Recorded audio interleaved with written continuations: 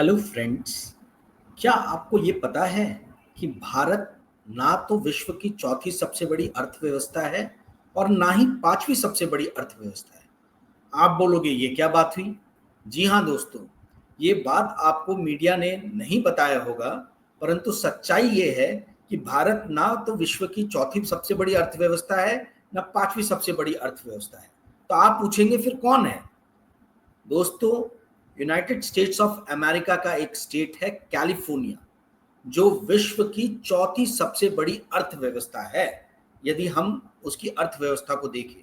और recently visual capitalist के हिसाब से उसने जापान की अर्थव्यवस्था को भी क्रॉस कर दिया है। तो भारत जो है वो एक्चुअली देखा है देखें तो छठे पायदान पे है।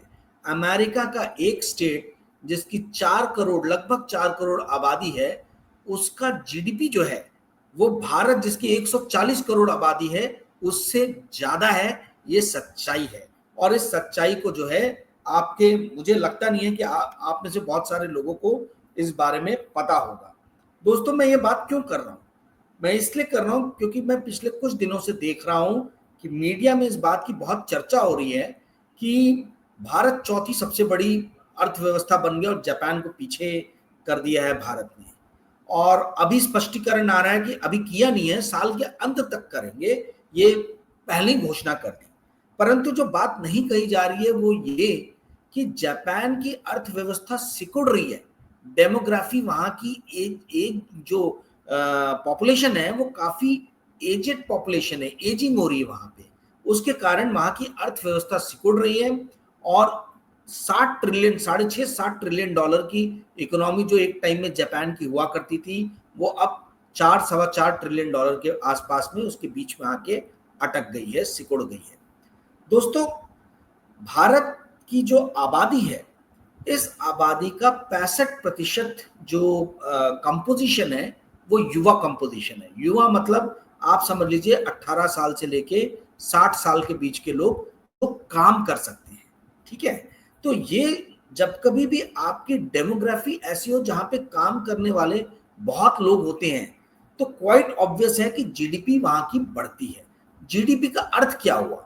जीडीपी का अर्थ ये हुआ कि भाई देश में जितने लोग रहते हैं, इन दो हाथों को जो काम है वो काम मतलब वो काम करके जो भी सृजित कर रहे हैं, प्रोड्यूस कर रहे हैं, उन सबको कंपाइल करके उन सबको ऐड करके जो निकाला जाता है वही जीडीपी होता है। फाइनेंशियल इकोनॉमिक के टर्म्स में जीडीपी का फॉर्मूला है सी प्लस जी प्लस आई प्लस एक्स माइनस एम। यहां पे सी मतलब हुआ कंजम्पशन, आई मतलब हुआ इन्वेस्टमेंट, जी मतलब हुआ गवर्नमेंट एक्सपेंडिचर, एक्स मतलब हुआ एक्सपोर्ट और आई मतलब हुआ एम मतलब हुआ इंपोर्ट। ओके, तो ये है जीडीपी का एक्चुअल में फॉर्मूला। परंतु सरल शब्दों में यदि समझे तो जो भी हम काम करके प्रोड्यूस कर रहे हैं, सृजित कर रहे हैं, वही देश का जीडीपी है। पर जीडीपी क्या किसी देश की अर्थव्यवस्था को नापने का सही पैमाना है? इस पे मैं एक अलग वीडियो बनाऊंगा क्योंकि वो थोड़ा बड़ा हो जाएगा। दोस्तों, अब सवाल ये उठता है कि ये लोगों को, आम लोगों को, आपको, मुझको, दूसरे हमारे जैसे बहुत सारे लोगों को क्यों नहीं ये बातें मालूम है? क्यों हम एक इस छदम बहस में पड़ गए हैं कि भारत जो है वो विश्व की चौथी सबसे बड़ी अर्थव्यवस्था हो गई है? और इसका कारण है कि हमारे देश की जो मीडिया है वो media completely controlled by corporate है। कॉरपोरेट जो टॉपिक्स को चाहते हैं, जिन डिबेट्स को चाहते हैं, वही टॉपिक और उसी तरीके की डिबेट जो है इस देश में चलाई जाती हैं। उसी तरीके के आर्टिकल्स जो हैं वो इस देश में लिखे जाते हैं और उसी तरीके की चीजें जो हैं आप लोगों को पढ़ने के लिए मिलती हैं। यही कारण है कि ये नहीं बताया जाता कि भाई कैलिफोर्निया जो एक छोटा स्टेट है अमेरिका का, मतलब अमेरिका का सबसे बड़ा स्टेट है, पर एक स्टेट की जीडीपी जो है वो भारत की जीडीपी से भी ज्यादा है। आप लोगों को ये भी नहीं पता होगा कि मैं इस बात को क्यों कह रहा हूं कि इंडिया का मीडिया जो है वो कॉरपोरेट कंट्रोल्ड है। क्या आपको ये बात मालूम है कि इंडिया टुडे ग्रुप, जो आज तक, India today magazine, headlines today, इस तरीके के चैनल्स चलाता है, मैगजीन निकालता है, इस ग्रुप के अंदर में 38% स्टेक जो है वो बिरला साहब की कंपनी का है, आदित्य बिरला जी का। क्या आप लोगों को इस बात की जानकारी है कि हिंदुस्तान टाइम्स जो अखबार है, उस अखबार को चलाने वाली जो फैमिली है, उस फैमिली के बहुत सारे और भी अलग अलग धंधे हैं और अलग अलग यहाँ मतलब उनके जो है वो बिजनेस लाइन में वो लोग इन्वॉल्व हैं। यहाँ तक कि आपके घर में जो पिज्जा आता है खिलाते, वो भी उनकी फैमिली से बिलोंग करने वाली ही, मतलब वही रिलेटिव्स में उन्हीं लोगों के बीच में है। क्या आपको ये पता है कि टाइम्स ऑफ इंडिया जो बेनेट एंड कोलमैन ग्रुप है, ये इंडिया का आप समझ लीजिए एक तरीके से सबसे बड़ा प्राइवेट इक्विटी इन्वेस्टर है। ये जितनी भी इंडिया के अंदर में स्टार्टअप जो क्रांति हमने 2021 के बाद से देखी है, उस क्रांति का सबसे बड़ा यदि किसी को फायदा हुआ है तो वो बेनेट एंड कोलमैन ग्रुप को हुआ है। ना केवल इन स्टार्टअप्स के एडवर्टीजमेंट द्वारा, बल्कि इन स्टार्टअप्स के अंदर में बहुत बहुत सारे स्टार्टअप्स के अंदर में अपने स्पेस को बेच के जो है ये बेनेट एंड कोलमैन ग्रुप ने, जो टाइम्स ऑफ इंडिया और इकोनॉमिक टाइम्स पेपर चलाते हैं, उन्होंने उसके अंदर में इक्विटी भी ली है। क्या आप लोग को पता है कि दैनिक जागरण ग्रुप जो हिंदी का सबसे बड़ा अखबार समूह चलाता है, कभी वो नंबर 1 हो जाते हैं, कभी वो नंबर 2 हो जाते हैं। वो समूह के कई सारे परिवार के लोग जो है वो भारतीय जनता पार्टी से बिलोंग करते हैं। कई लोग राज्यसभा मेंबर बने हैं और भारतीय जनता पार्टी का जो भी जो प्रचार तंत्र है उसके वो एक पार्ट है। क्या आपको पता है कि दैनिक भास्कर ग्रुप जो हिंदी का अगेन सबसे बड़ा अखबार है, कभी वो नंबर 1 हो जाता है, कभी दैनिक जागरण हो जाता है। तो ये अखबार जो है, ये अखबार भी आपके रियल स्टेट में बहुत ही ज्यादा अंदर पेनिट्रेट कर चुका है। मध्य प्रदेश का सबसे बड़ा मॉल जो है वो इस ग्रुप को बिलोंग करता है। भोपाल में इनका मॉल है, बहुत बड़ा मॉल है। क्या आपको पता है कि झारखंड का जो प्रभात खबर अखबार सबसे प्रसिद्ध अखबार वहां का हिंदी अखबार हुआ करता मतलब है, वो एक टाइम में जो राजीव झंवर जी जो राजीव झंवर जी की जो कंपनी है स्टील प्रोड्यूसिंग कंपनी, जिसको बाद में टाटा ने शायद खरीदा, मैं नाम भूल रहा हूँ, मुंह में नाम आएगा मैं आपको बताऊंगा, वो कंपनी प्रभात खबर को ओन करती थी। तो मैं ये बातें आपको क्यों बता रहा हूँ? मैं बातें आपको इसलिए बता रहा हूँ कि आप लोग जो भी सूचना लेते हैं वो सूचना मीडिया के द्वारा ही लेते हैं, और ये मीडिया यदि आपको वास्तविकता यथार्थ ना दिखाते हुए कॉर्पोरेट्स के जो व्यू हैं, कॉर्पोरेट्स जो डिसाइड करे, कॉर्पोरेट जिन टॉपिक्स को माने, वही चीजों को आपके सामने प्रस्तुत करे, वही डिबेट्स आपके सामने आए, तो आपको वास्तविकता की कभी भी जानकारी जो है वो नहीं हो पाएगी। दोस्तों, आप लोग को जान के आश्चर्य होगा कि 2023-24 में FY24 में जो एंट्री सेगमेंट की जो व्हीकल्स हैं, ठीक है, उनकी सेल जो है वो घटी थी 4 व्हीलर में, और जो प्रीमियम व्हीकल्स थी उनकी सेल 34% से बढ़ गई थी, जबकि इनकी सेल 16% से डाउन हो गई थी। ऐसी यदि हम देखें तो जो एंट्री लेवल के जो स्मार्टफोन मोबाइल्स हैं, इनकी सेल स्टैग्नेंट थी 1% पे, और वहीं दूसरी तरफ जो प्रीमियम सेगमेंट के स्मार्टफोन थे यानी 40,000 रुपीज एंड अबव, उनकी सेल जो है वो 40% से 36% से बढ़ गई थी। तो कॉर्पोरेट्स जो हैं, कॉर्पोरेट्स इन तरीके की न्यूज जो है इसको बहुत ज्यादा बाहर आने नहीं देना चाहते, क्योंकि एक इस तरीके का छद्म रचा जा रहा है, एक मृग मरीचिका रची जा रही है कि भारत बहुत तेजी से ग्रो कर रहा है। परंतु सच्चाई ये है कि इस जीडीपी ग्रोथ का जो फ्रूट है वो सिर्फ चंद कॉर्पोरेट घरानों को ही मिल रहा है। ये चंद कॉर्पोरेट जो घराने हैं, यही इस जीडीपी ग्रोथ के असली जो है बेनिफिशियरीज हैं। आप इस देश के कहीं भी नुक्कड़ पे चले जाइए, पान ठेले पे चले जाइए, आपको बेरोजगारों की फौज वहां नजर आएगी। वहां नजर आएगा कि आप मतलब लड़के चिंतित है, पढ़े लिखे लड़के चिंतित है, आपस में बात कर रहे हैं चाय पीते हुए, सिगरेट पीते हुए कि भाई हम रोजगार कहाँ, रोजगार मतलब हमें जॉब्स कहाँ मिलेगी, इस चीज पे उनकी चर्चाएं होती है, उन्हें समझ में नहीं आता। वहीं दूसरी तरफ हम ये देख रहे हैं कि एक ऐसा हवा बनाया जाता है न्यूज़पेपर में छाप के कि आईएम के इस पास आउट बच्चे को जो है 1.5 करोड़ का पैकेज मिला है, 2 करोड़ का पैकेज मिला है। तो क्या ये वास्तव में भारत की जो वास्तविकता है जॉब मार्केट की, एम्प्लॉयमेंट मार्केट की, क्या ये उसको दिखाता है? क्या उस सच्चाई को ये जो है परिलक्षित करता है, ये सोचने की बात है। मीडिया का काम है दे सेपरेट वीट फ्रॉम चाफ। ये जो नॉइज है, ये जो झूठ है, इससे सच्चाई को निकाल के आपके सामने प्रस्तुत करें। परंतु कॉरपोरेट जो स्टेट है और कॉरपोरेट जो मीडिया है, आज की डेट में गवर्नमेंट पे भी कॉरपोरेट का कब्जा है और मीडिया पे भी कॉरपोरेट का कब्जा है। और इन्होंने मिलके जो है, जो पब्लिक इंस्टीट्यूशंस हैं, इनको कंप्लीटली डिस्ट्रॉय कर दिया है और पब्लिक परसेप्शन को इन्होंने अपने हिसाब से जो है वो मोड़ा है, अपने हिसाब से जो है इसको पब्लिक परसेप्शन को बनाने की कोशिश की है कि भाई इंडिया जो है it is a very fast developing country.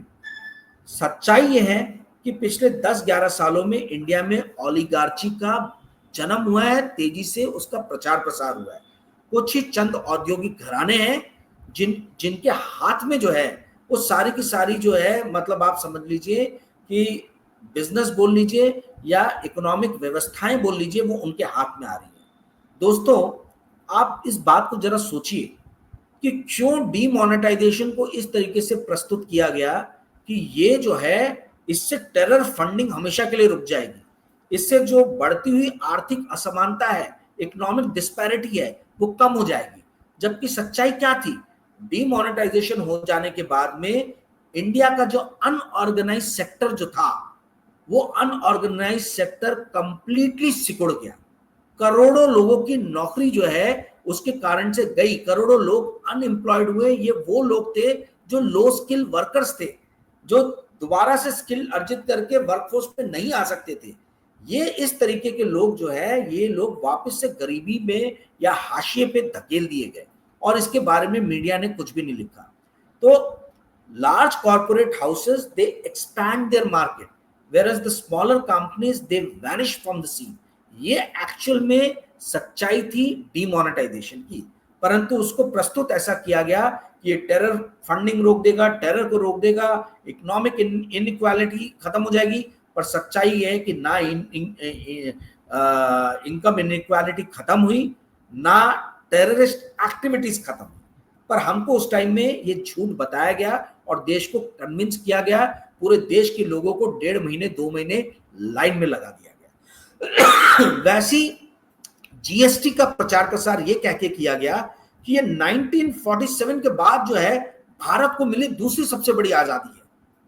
साहब, जीएसटी को इस कदर से इन लोगों ने इंप्लीमेंट किया, बिना सोचे समझे इरैशनल वे में 5-5, 6-6 अलग अलग तरीके की टैक्स दरों को इन लोगों ने इंट्रोड्यूस किया सरकार ने, जिससे भारी कंफ्यूजन पैदा हुआ और आपको किसी भी तरीके से उसके फायदे जो हैं वो नजर आते हुए नजर नहीं आए, क्योंकि कंजम्पशन जो है धीरे धीरे धीरे धीरे धीरे सिकुड़ने लगा और जो ऑर्गेनाइज सेक्टर है, जो बड़ी बड़ी कंपनीज हैं, इनकी ही झोली में पूरा कंजम्पशन जो है मार्केट का आने लगा।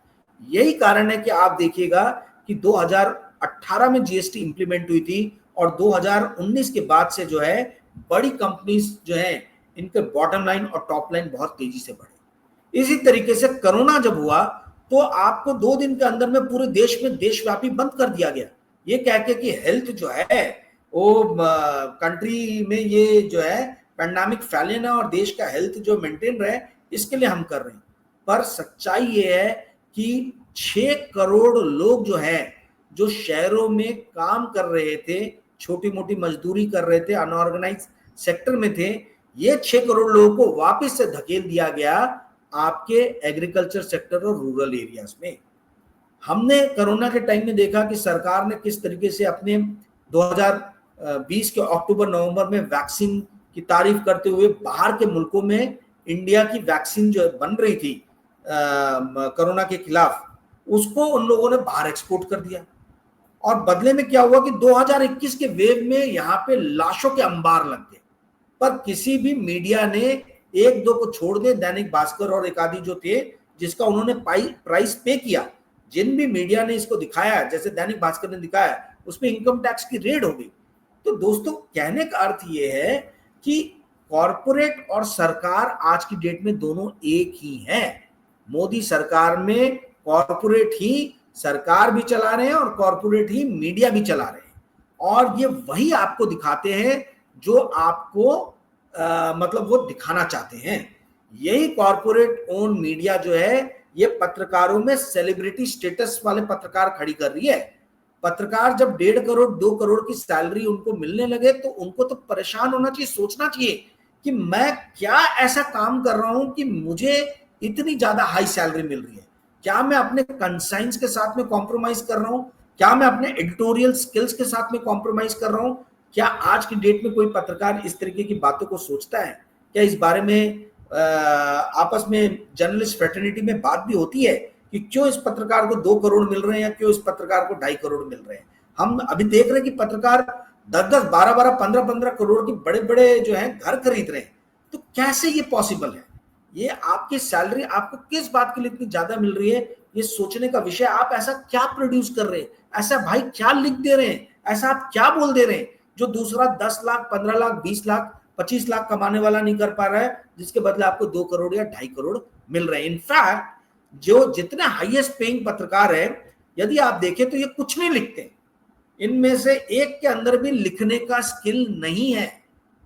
जर्नलिज्म का बेसिक है आपको अपने व्यूज को जो है वो एक्सप्रेस करना आना चाहिए, लिख के एक्सप्रेस करना आना चाहिए। आपने कितने ये बड़े बड़े मीडिया एंकरों को लिखते हुए देखा है कि किस तरीके के आर्टिकल लिख रहे हैं? यदि कोई किताब भी लिख देता है तो वो भी शैडो राइटर्स लिखते हैं, वो खुद नहीं लिखते हैं, उन दूसरे लोग लिखते हैं जो शैडो राइटर्स है और इनके नाम छप जाते हैं, उसके बदले में वो शैडो राइटर्स को पेमेंट करते हैं। तो दोस्तों कहने का अर्थ ये कि जब आपके पास में स्किल नहीं है, आपसे ज्यादा स्किलफुल वर्कर जो है वो 20 लाख 25 लाख 30 लाख की सैलरी में काम कर रहे हैं, तो फिर आपको जो बड़े बड़े चेहरे हैं पत्रकारिता में, इनको किस बात के 1.5 करोड़ 2 करोड़ मिल रहे हैं? इनको इसी बात के 1.5 करोड़ 2 करोड़ मिल रहे हैं क्योंकि ये कॉर्पोरेट के अभिन्न अंग हो गए हैं, ये सरकार के अभिन्न अंग हो गए हैं। ये सरकार और कॉर्पोरेट जो कहना चाहती है ये उसी चीज को जो है आगे बढ़ाना चाहते हैं।